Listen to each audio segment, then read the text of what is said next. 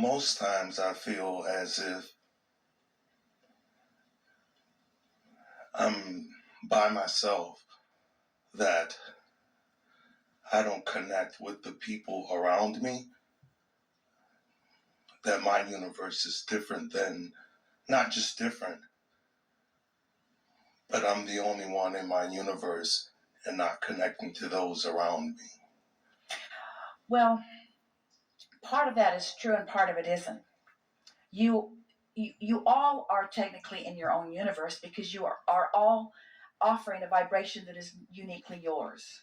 And so you have a relationship with the source within you that is potentially there. And when you find it, you'll be so satisfied that you'll never care if there's anyone else that ever rendezvous with you, because being tuned in, tapped in, turned on to all of that is really a rewarding and satisfying experience.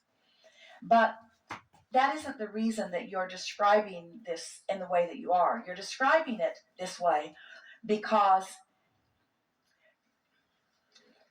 you do a good job of getting in that place that you mean to be, and others just don't relate to you, and you don't relate to them. So what you're really amplifying here for us is this difference in discs that we were talking about.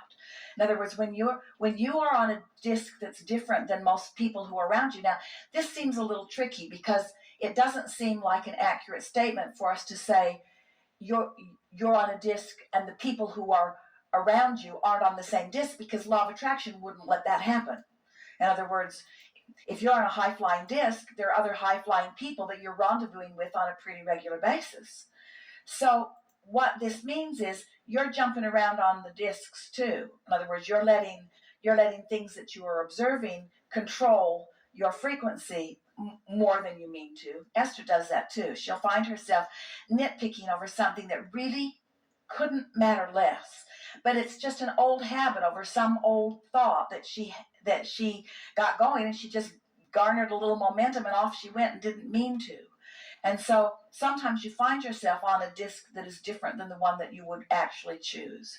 But law of attraction never lets you be alone. Never. If you're on the ornery disc, there's ornery people around you. If you're on the fearful disc, there's fearful people around you. If you're on the high-flying disc, there are high-flying people around you. So describe to us a little more, if you can, what you think, what you mean by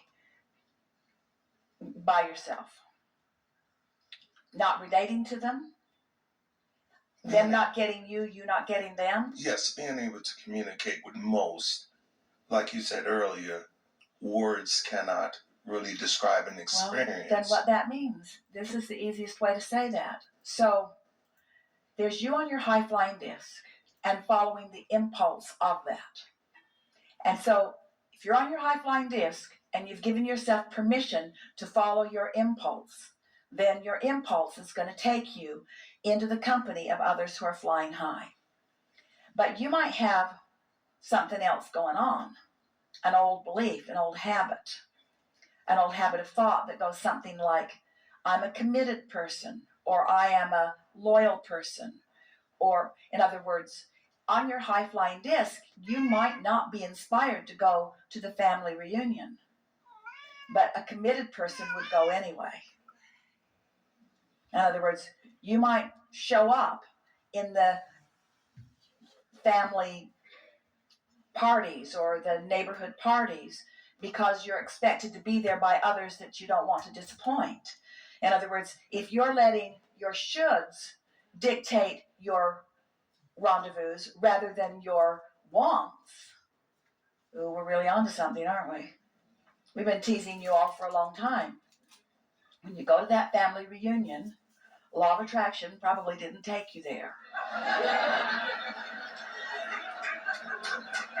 You probably went out of obligation.